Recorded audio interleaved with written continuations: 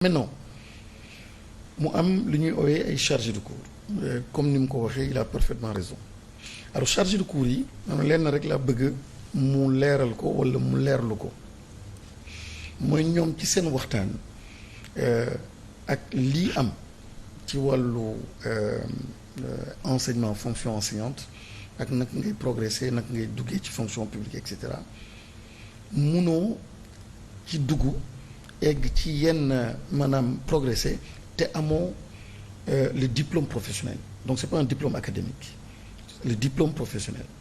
et c'est bien important mën nga am sa licence mën nga am mooy la formation à la FASTEF la formation à la FASTEF am na yeneen formation yoo xam ni ñu ngi koy demee ci defee ci yeneen centres yoo xam ni régionaux yoo xam ni qui sont directement reliés à l'éducation nationale alors dafa am nag ñu bëri ay maîtres contractuels suñu duggee ci système bi ñu bëri dañuy def examen mais duñu réussir concours boobu donc c'est pas automatique. J'ai vu la petite subtilité. dañuy def examen. La petite subtilité mais duñu réussir concours. La petite subtilité pas tout le monde il y a certains qui réussissent mais la petite subtilité c'est important mooy ce n'est pas automatique c'est que il faut nga am le diplôme professionnel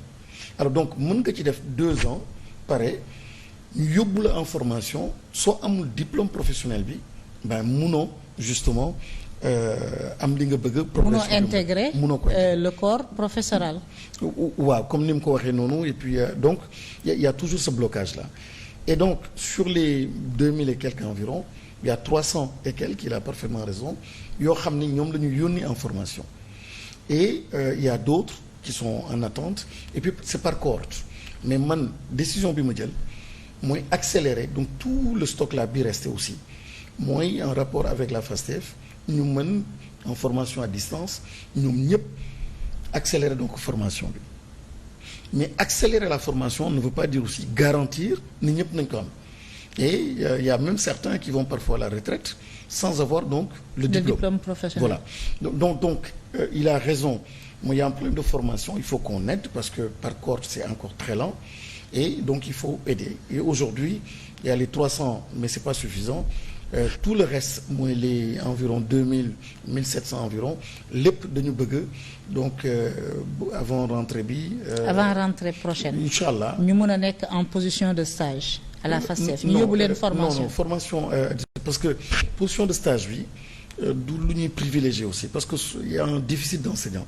soo privilégié donc la position de stage da ngay jël. enseignant bi génnee ko donc de la salle de classe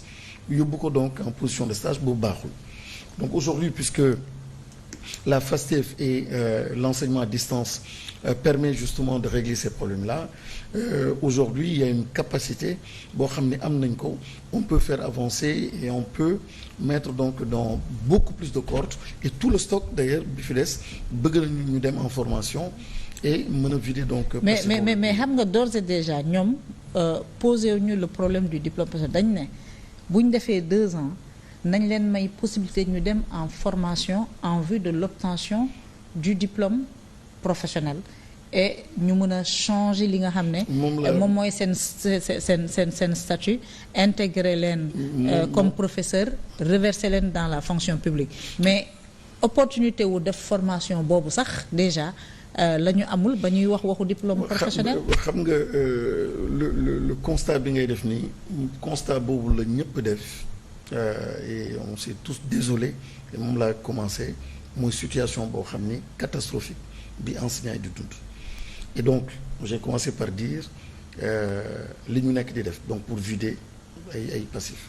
deuxième passif boo xam ne war nañ ko mën a vider mooy yu mel nii mooy ñuy xaar ay formation loolu je dis war nañ ci mën a trouver solution moo tax au lieu ñu ciy dem par cohorte décision bi ma jël mooy lépp loo xam ni desoon na comme stock parce que là actuellement il y en a 300 environ ñoom ñoo nekk en formation mais su dee da ngay jël par cohorte de 300 doo ci génn ou bien mën na yéex trop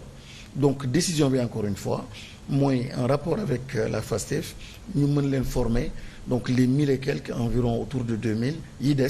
ñu mën leen former mais encore une fois les former ne veut pas dire que automatiquement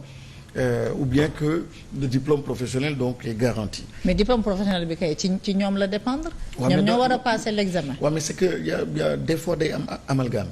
parce que j'entends souvent gens disent yàgg naa ci dama waroon donc